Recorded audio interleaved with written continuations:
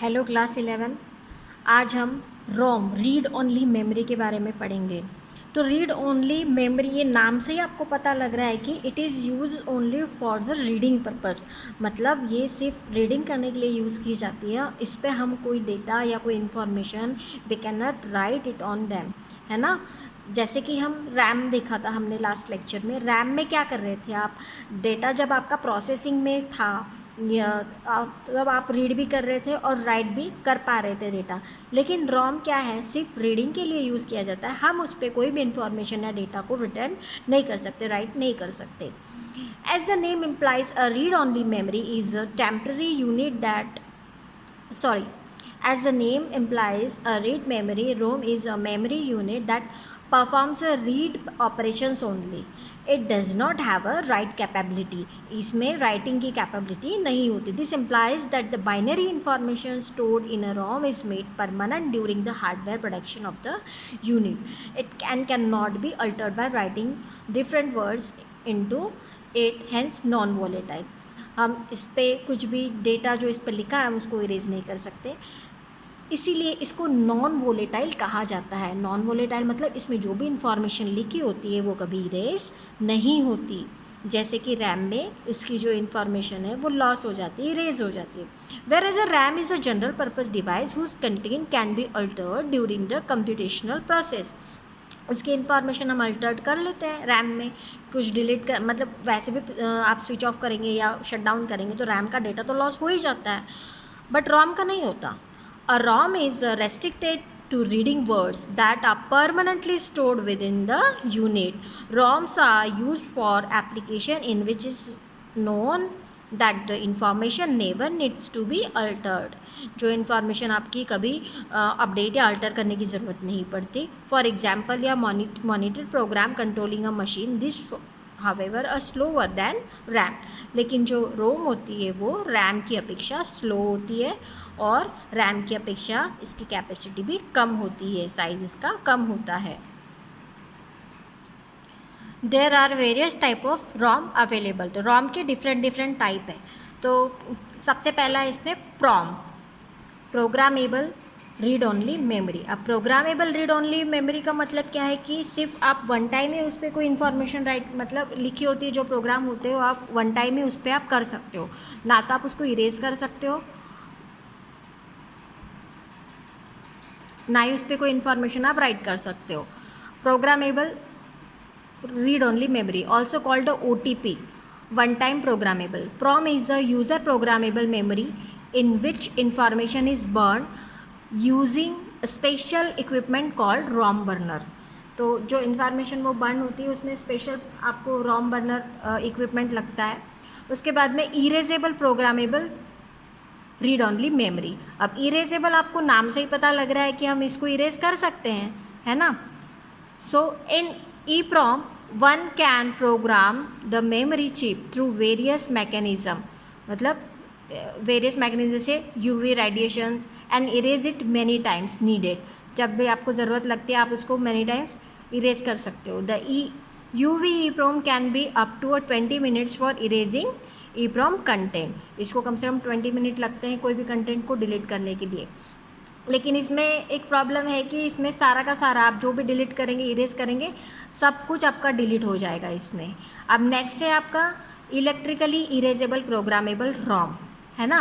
तो ये जो कौन सी टेक्निक यूज़ करती है, इलेक्ट्रिकली टेक्निक यूज़ करती है, और ऑब्वियसली ये फास्ट होगी किससे, EPROM से, है ना। तो देखेंगे इन EEPROM the EPROM is erased electrically which is faster. Also with EEPROM selectively bytes can be erased unlike UV EPROM which erase fully. अभी इसमें हम EEPROM में क्या, हमें जो डिलीट करना है वो हम कर सकते हैं, selectively bytes can be erased. After that flash EEPROM. Flash EEPROM का मतलब क्या है, it is a like EEPROM but it is very fast comparatively the eraser of the other entire content take less than a second. अब ये बहुत ही fast होता है। Also it erases fully and not selectively. अब यहाँ पे इसमें दिक्कत है कि यहाँ पे आप सिलेक्टिवली डेटा को डिलीट कर रहे थे EEPROM में, लेकिन फ्लैश में क्या होगा, फुल्ली डिलीट हो जाएगा, पूरा का पूरा इरेज हो जाएगा। Mask Rome, Mass ROM refers to kind of a ROM in which the content are programmed by the IC manufacturer द्वारा ही प्रोग्राम्ड होते हैं, and it is not a user programmable read only memory. User programmable read only memory नहीं है ये मास ROM.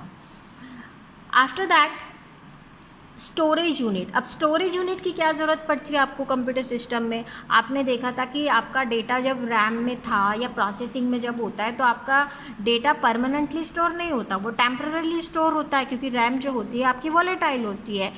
सो हमें अगर कोई data या इन्फॉर्मेशन हमें फ्यूचर में यूज़ करने के लिए चाहिए तो उसके लिए क्या इसका रेमेडी है? तो इसके लिए आपको सेकेंडरी स्टोरेज या सेकेंडरी स्टोरेज डिवाइस को आपको यूज़ करना होता है, जिसको हम स्टोरेज यूनिट्स कहते हैं, है ना, जो कि आपके डेटा को परमानेंटली स्टोर करके रखती है ना. So computer needed to store or retrieve data for processing since primary memory has limited storage capacity and it is not permanent. अभी बताया था कि परमानेंट डेटा को स्टोर नहीं कर सकते आपकी primary memory. That's why we need a secondary storage memory, और सेकेंडरी स्टोरेज मेमोरी की कैपेसिटी भी ज़्यादा होती है comparatively primary memory. Secondary storage devices are use to store large amount of data permanently. Large amount data permanently store करता है secondary storage device. There are various types of secondary storage devices are available this day. अब different secondary storage है. सबसे पहले तो आपका example आपके computer system में होता है हार्ड डिस्क होती है, जो सेकेंडरी स्टोरेज का एक एग्जांपल है. CD है, DVD है, फ्लैश ड्राइव होती है. अभी ब्लू रे डिस्क भी यूज़ की जाती है, पहले फ्लॉपी डिस्क भी यूज़ की जाती थी. तो देखेंगे हम. To specify the storage capacity of storage devices same unit of memory are used which are used for measuring primary memory. That is, we can represent the storage capacity of stored devices in term of kilobytes, megabytes, gigabytes and terabytes as we do for the main memory, है ना. Different memory जो उसकी capacity होती है. अब हम देखेंगे hard disk के बारे में. अब हार्ड डिस्क क्या है? हार्ड डिस्क का एक सर्कुलर प्लेटर होता है जिसमें आपका जो रीड राइट हेड पिंस होते हैं उसमें, इसके द्वारा आपका डेटा उस पर लिखा जाता है और वो हेड पिंस के द्वारा ही आपका डेटा रीड भी किया जाता है ना. The hard disk memory store information on one और मोर सर्कुलर प्लेटर्स. सर्कुलर प्लेटर्स में आपका डेटा जो होता है वो स्टोर होता है, विच आर कंटिन्यूअली स्पिनिंग. वो जो हार्ड डिस्क होती है कंटिन्यूसली रोटेट होती रहती है, स्पिन होती रहती है. This rotating disk are coated with a magnetic material. ये जो डिस्क होती है आपकी मैग्नेटिक मटेरियल से कोटेड होती है and stack with space between them. Information is recorded on the surface of rotating disk by magnetic heads as a tiny magnetic spots. Magnetic head के द्वारा आपकी इंफॉर्मेशन उस पर लिखी जाती है, राइट की जाती है और रिटर्न रीड भी की जाती है. The hard disk of today's have a storage capacity measured in gigabytes up to terabytes. अभी हार्ड डिस्क की कैपेसिटी भी अभी इन दिनों बढ़ गई है. अब उसके बाद देखेंगे हम कॉम्पैक्ट डिस्क या CDs जिसको हम कहते हैं. अब कॉम्पैक्ट डिस्क क्या है? एक ऑप्टिकल मीडिया है. द कॉम्पैक्ट डिस्क और CDs are optical media. The CDs are relatively cheap and have a storage capacity up to 700 MB. So इसकी जो कैपेसिटी होती है 700 MB तक की होती है और ये 3 अलग अलग कैटेगरी में आता है जिसको हम CD-ROM, CDR एंड CDRW कहते हैं. अब CD-ROM अब नाम से ही पता लग रहा है रीड ओनली मेमोरी, जिस पे हम कुछ लिख नहीं सकते. जैसे कि कोई सॉफ्टवेयर की CD आती है या कोई गेम्स की CD आती है, कोई प्रोग्राम की CD आती है, तो उस पर हम लिख नहीं सकते, हम खाली उसको रीड कर सकते हैं, मतलब उस सॉफ्टवेयर को खाली इंस्टॉल कर सकते हैं यूजिंग दिस CDs, है ना.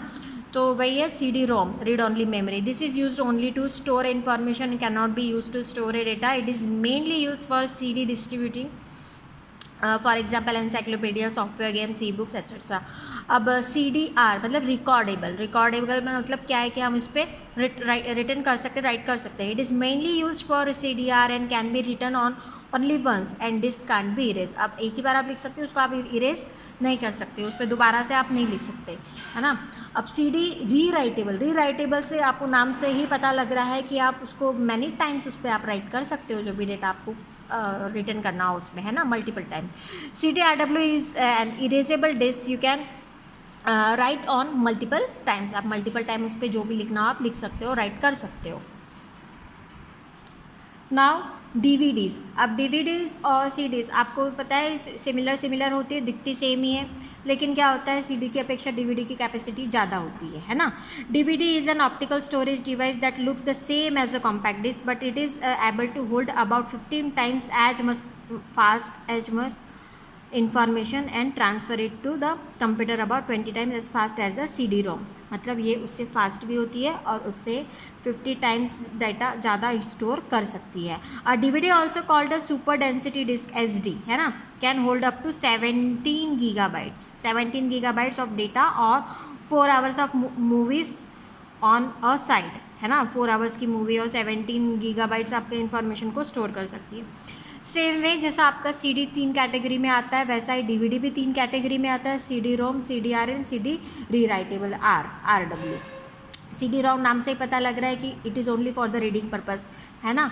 सो देखेंगे DVD is CD-ROM is read only DVD once recorded initially you can not write on it. Recordable आपको भी पता है कि DVD are similar to CD-R allows user to write on the disk once but read it many times. एक बार आप right कर सकते हो, many टाइम आप उसको रीड कर सकते हो.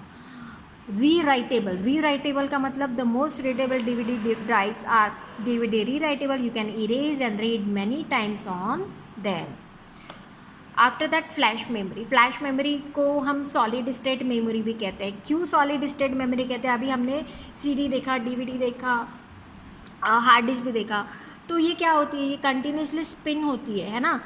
एक कंटिन्यूसली स्पिनिंग के थ्रू ही आपको ये डेटा मतलब रीडिंग और राइटिंग इस पर होता है.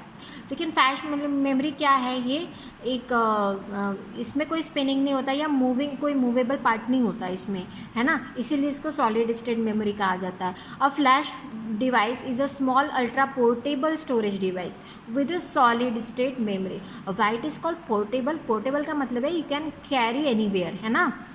तो पोर्टेबल आपकी CD और DVD भी होती है because you can carry anywhere.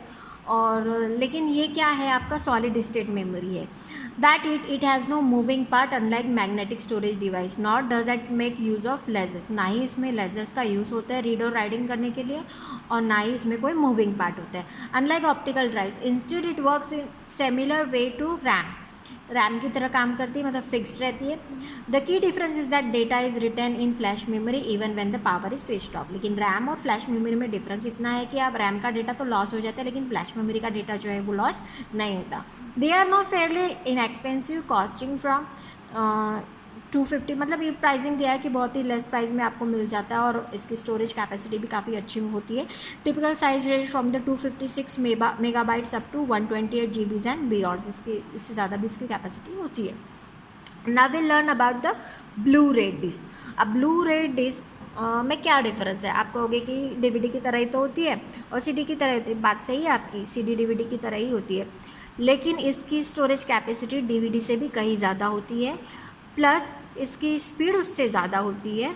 और अब इसमें जो CD एंड DVD थे उसमें आपका रेड लेज़र का यूज़ होता था, लेकिन इसमें ब्लू रे डिस्क भी नाम ही इसका ब्लू रे डिस्क है तो इसमें ब्लू लेज़र का यूज़ किया जाता है.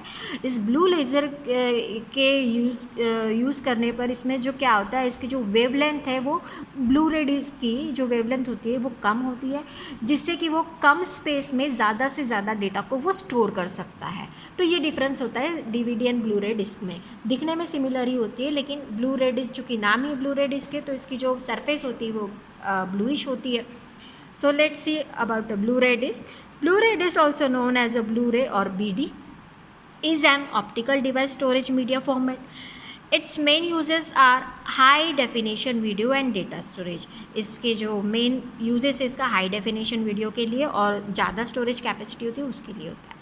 The disk has the same dimensions as a standard DVD और CD और DVD की तरह ही साइज उसका होता है. While current optical CD technologies such as DVD rewritable, DVD recordable, DVD rewritable and DVD RAM rely on a red laser to read and write data है ना. DVD की बात हम करते हैं तो उस पर रेड लेज़र का यूज़ किया जाता है and the new format uses blue violet laser instead, hence the name blue ray. Blue violet laser का यूज़ किया जा रहा है इसलिए उसको नाम ब्लू रे डिस्क दिया गया है. The benefit of using the blue violet laser, अब इसकी वेवलेंथ देखिए 405 nanometer is that has the shorter wavelength than the red laser. Red laser की वेवलेंथ आपकी 650 नैनोमीटर है, जबकि ब्लू की 405 नैनोमीटर होती है, which makes it possible to focus the laser spot with even greater precisions. This allow the data to be packed more tightly and stored in less space. यही चीज़ मैंने आपको बताई थी कि छोटी से छोटी जगह पे भी डेटा को अच्छे से टाइटली पैक करके वो बड़ी से बड़ी इंफॉर्मेशन को स्टोर करके रख सकता है। Space it so it's possible to fit more data on the disk even though it's same size as CD DVD। Blu-ray discs of today are capable of storing up to 128 GB of data।